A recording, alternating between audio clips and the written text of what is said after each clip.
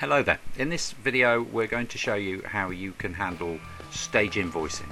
That's really when we're applying and sending out invoices for a job that is probably for a longer period of time. It might be a matter of weeks, months, and you will want to do stage invoicing as you go to make sure that the cash flow is coming in and you're keeping it on top of the job.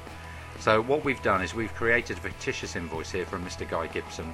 I'll just open it and we click into the edit button.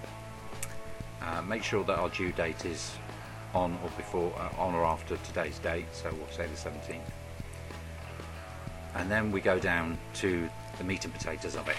We've got some materials for £5,000. Not quite know what he's having tiled on his floor, must be gold blocks I think, and labour at 1,000, so we're obviously doing this one cheaply. Total invoice is for £6,000, and what we have done is we have already asked him to pay 50% deposit, and you'll see that here, payment required £3,000. Now we did that when we created the invoice by clicking on this button here, payment request. It sits next to a button that says enter payments received.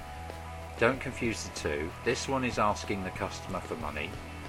This one is recording their payment of that money on the invoice. Okay, so when you get money in, it's this one. When you're asking for money, it's this one. So we have basically asked the customer for a deposit of £3,000. So normally you would just save and email this. Well, I'll just save it. Okay, so he has that invoice. It gets sent off, and when you go back to your invoices summary in your My Business section of the dashboard, you'll see the invoice ID, the name, and you'll see the total amount of the whole job. Okay, bearing in mind this is not what's due, because we're not asking him to pay all of it right now, but we have asked him to pay 3,000, so that's showing as an invoiced amount, and it's always the current invoice that's outstanding that sits in this bar here. Okay, outstanding balance is still 6,000.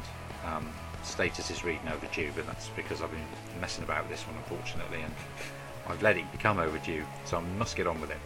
So okay, so let's imagine that Mr. Gibson then pays us by credit card.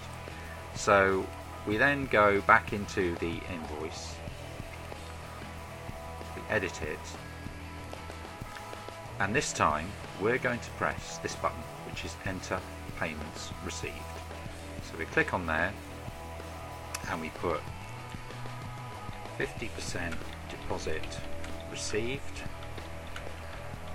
and I'll just put in here give date. You would normally date that for your own records, and it was £3,000. Okay, click save and come out of that. Now our system has recognised that you had a £3,000 request sitting in here, but you've now received 3,000, so it's posted it against the debt and got rid of the previous debt. Okay, so the invoice is now saying to the gentleman, the total bill is 6,000, we asked for 3 and you've paid 3.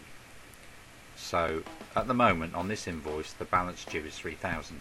Now it's entirely up to you whether you choose to send him a copy of this, because this is now really acting like a statement, because he's paid us the deposit. We're quite happy we've had a stage payment from him, and so it may be another week before we then decide that we want some more money from him. So let's imagine that that week has passed. We come back into the invoice through the edit function as we just have, and this time we're going to ask for a payment request, bearing in mind he owes us £3,000. So this time we're going to ask him for 1,500, okay, as a stage payment. Click back to the invoice. Now the invoice is summarising the total bill, the amounts that we've received so far, and what we want from him now, which is £1,500. Pay this amount, 1,500. So we save it and we send it off to him. Okay, you'll see it's come up now as partial paid because the invoice is only part paid. So refresh the page, look in your invoices tab. There's Mr. Gibson, there's the total job value again, 6,000, this will never change. The invoiced amount that we have just asked him for is 1,500, okay, and the outstanding balance is 3,000, and it's partial paid. So great, we carry on. He then pays us. So we go back into the invoice, we go back into edit, and he's paid us £1,500. So we now enter a payment received. So stage 1 payment received on 18th of April 2015. Now, helps if I spell payment. I always get that round the wrong way. There we go. Put in the amount that he's paid you and click save. Come out of that box and you'll now see the invoice has updated itself. There's the old original invoice value, 6,000, but we've received from him now £4,500 in total, giving us an outstanding balance of 1,500. Alright, so again, you would send this off to him if you wanted to, and it would act as a statement. Then we work on for another week.